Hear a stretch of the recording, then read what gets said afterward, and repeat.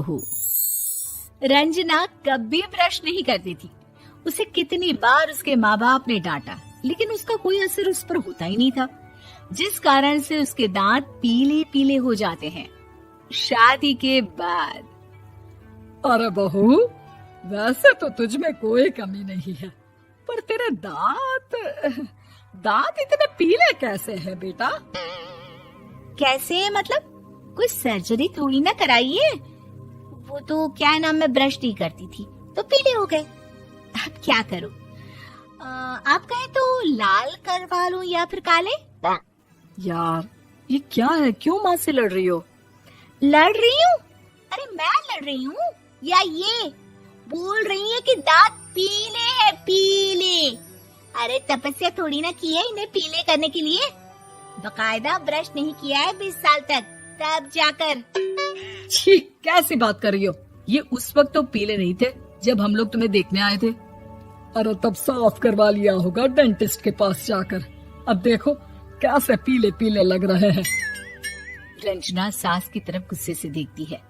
फिर शुरू हो गई पीले पीले पीले।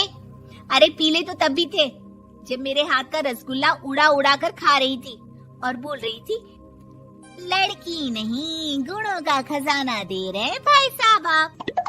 खैर, अब वो लोग करते भी तो क्या करते, पीले दांत वाली बहू पल्ले पड़ी थी तो झेलना तो था ही। एक दिन कीर्तन में रंजना गाना गा रही थी।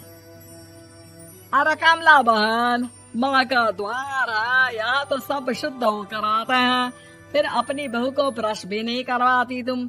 दूर से पीले पीले दांत भक्ति में बाधा उत्पन्न कर रहे हैं। और कोई 2 साल के बच्चे थोड़ी ना लेकर आई हूँ मैं बहू बनाकर।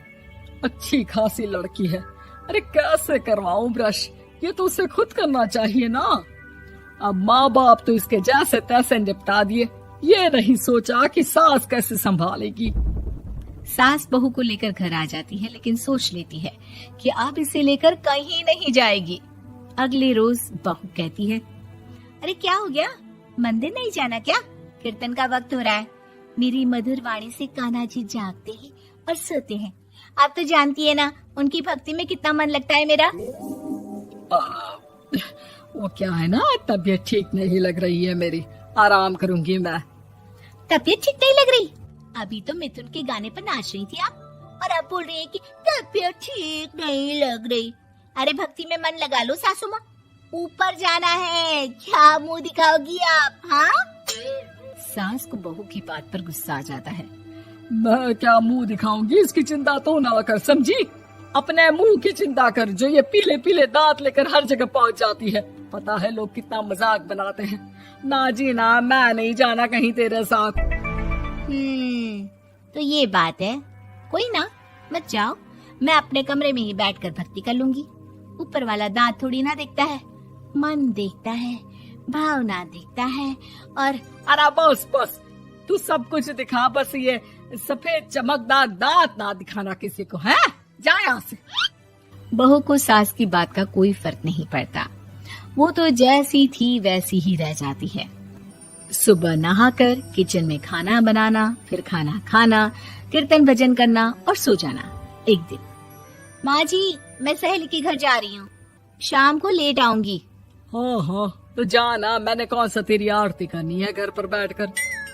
रंजना सहेली के घर जाती है, जहाँ वो पार्टी में जाने की तैयारी कर रही होती है।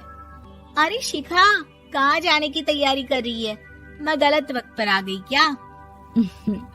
अरे नहीं यार, उल्टा सही वक्त पर आई है।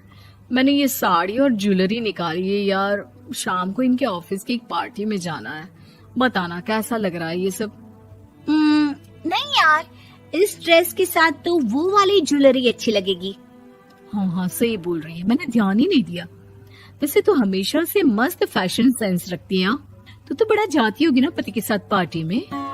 रंजना कुछ नहीं बोलती, बस सोचती है कि यार काश ये बात सही हो जाती, पर मैं क्यों नहीं जाती पार्टी में? क्या इन लोगों की कोई पार्टी होती नहीं होगी? रंजना घर आती है और रात में पति से सवाल करती है, एक बात बताइए, आप मुझे किसी पार्टी में क्यों नहीं ले जाते? क्या आपके यहाँ ऑफिस में पार्टी नहीं होती?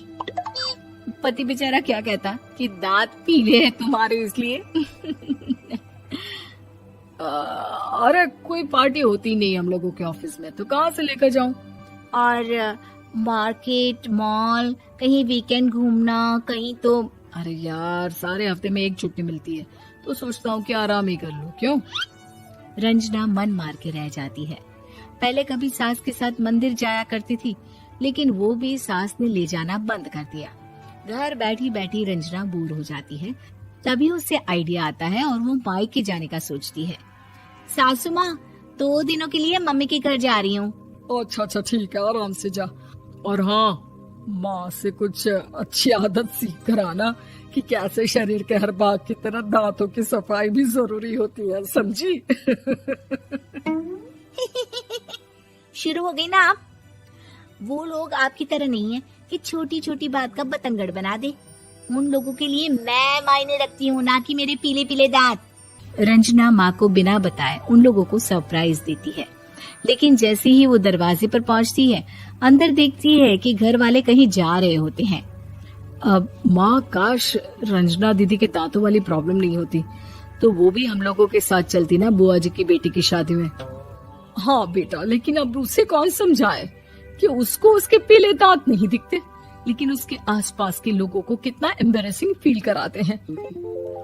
मुझे तो कितनी बार उसके स्कूल की टीचर ने शिकायत की कि उसके साथ कोई लड़की बैठना भी नहीं चाहती, और ना ही कॉलेज में कोई उससे बात करना चाहता था।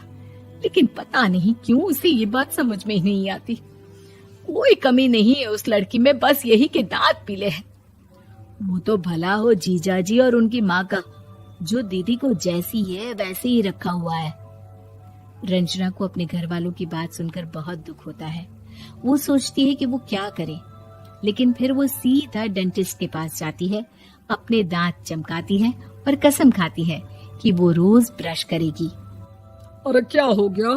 तुम तो 2 दिनों के लिए गई थी ना, पर कोई ना, अच्छा है, चलो आ गई तो।